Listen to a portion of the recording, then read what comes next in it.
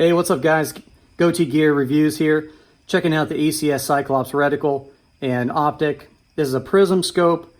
Definitely made for somebody who's thinking about that shit hits the fan type of environment. This thing is a tank. It's a prism reticle, so you're not going to have to worry about multiple sheets of glass potentially breaking.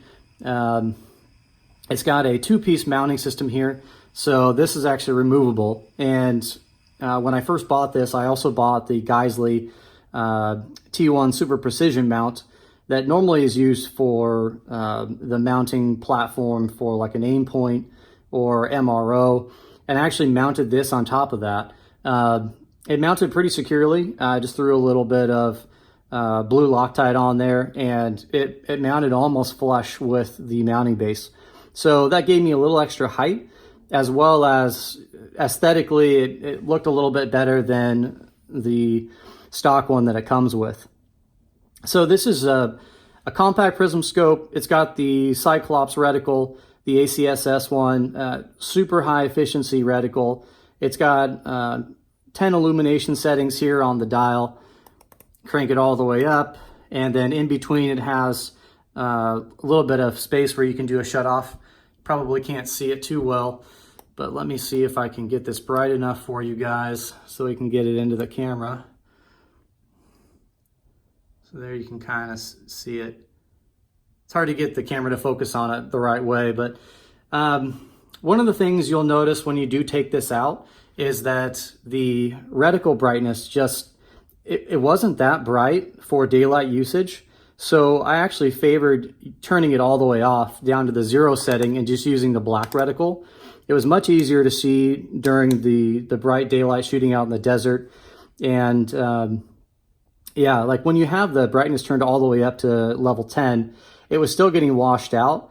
And for whatever reason, that brightness level was making the reticle really difficult to see. It was really challenging for those shots from like 50 to 100, 200 yards out. So when I turned it to black, it was much easier to see, better contrast, and just gave me a better reticle vision. As far as the accuracy, you'll see on the box here that it has the little chevron in the center, and that's kind of your point of aim, point of impact. The outer upside down horseshoe type ring is your windage and leading. So if you're leading a moving target, you're supposed to align your target with the outside edges of the horseshoe reticle here or here. And then when you're shooting, it does have this section down here, which is a quick range cheat sheet basically. So if you're looking at a target and it's falling within the first 2 hash marks, you've got something that's about 100 yards away. If it falls within the, so it's the top and bottom, if it falls within these hashtags, it's going to be 200 yards away. And if it's in here, it's going to be 300 to 400 yards away, something like that. So, I mean, I wasn't taking it out that far. For me, it was a little challenging to shoot long distances with this guy. I prefer to shoot up close because you got that big CQB upside down reticle, which kind of gives you a nice, bright, large focal point. So I would say overall the ACSS Cyclops reticle is highly effective at close to, I would say, anywhere from 100 yards and in. Anything beyond that, it's going to be definitely challenging due to the size of the reticle and the size of your target. And it may be a little bit busy. You may find that it's hard to acquire your target at those distances. And this is BDC compatible for what they say is 223, 556, or 308, 7.62, and even 300 blackout. So one of the things I wanted to bring to mind is that I'd actually commented on Primary Arms' Instagram page when they were posting about this optic, and my comment was saying that the diopter here, it was really hard to get a proper eye relief, because I noticed for my eyes that the closer I had this optic to my eye, so I was having it on more of the rear, or almost to the end of the rear rail on my AR, and then I was able to have pretty good sight picture. Other than that, if it was any farther away, like I would have a normal red dot or a normal holographic sight, it was actually really challenging to see the reticle. It started getting very tunnely, and it was almost like looking through a really poor telescope. So the closer I had to the eye, it was a lot easier to kind of see through that. But it was very sensitive, so you can tell, like, just moving it to the sides, it doesn't have a lot of give. So if you're not bringing it right up and getting a proper sight alignment or having it close enough to your eye, I think you're going to notice that it blacks out on you pretty easily. So that was just something to note. They commented back and said that I need to fix the diopter settings. So I tinkered with it for a while. I tried putting it at different settings and moving it back and forth on the top rail. Even with adjusting the diopter, it didn't make a significant change in my opinion. Maybe you guys will have something different to share. Feel free to post your comments below what your thoughts are. But overall, I think the diopter setting was most effective in just making the eye clarity through the optic, so I could see my target and see the reticle more clearly, in a sense, more so than actually giving me better eye relief. So I would keep that in mind.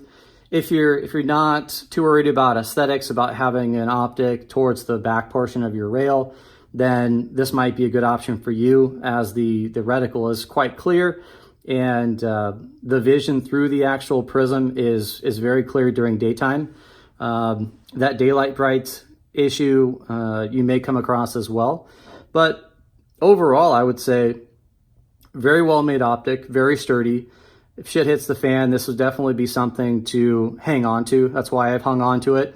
And just in case, because it's a good fallback for something. If your optic goes down, that's your primary, and you want to have something as a backup or a secondary or even a tertiary, this would be a pretty good one to keep on hand, in my opinion. So, I mean, to wrap up, overall, Primary Arms, love the stuff that they make. They make quality stuff.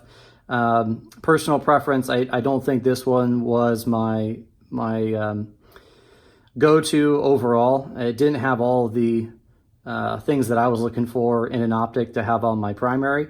So I'll definitely hang on to it, and it'll be good to throw on another rifle when I get one. But overall, I'd probably give it a 5-6 out of 10, and definitely one worth hanging on to, but probably not one to spend full price on. I found this one on, I think it was Optics Planet, and I had like a 10% off coupon code, and I bought it around a holiday. So it was marked down. You'll probably spend anywhere from like $200 to $250 for this optic.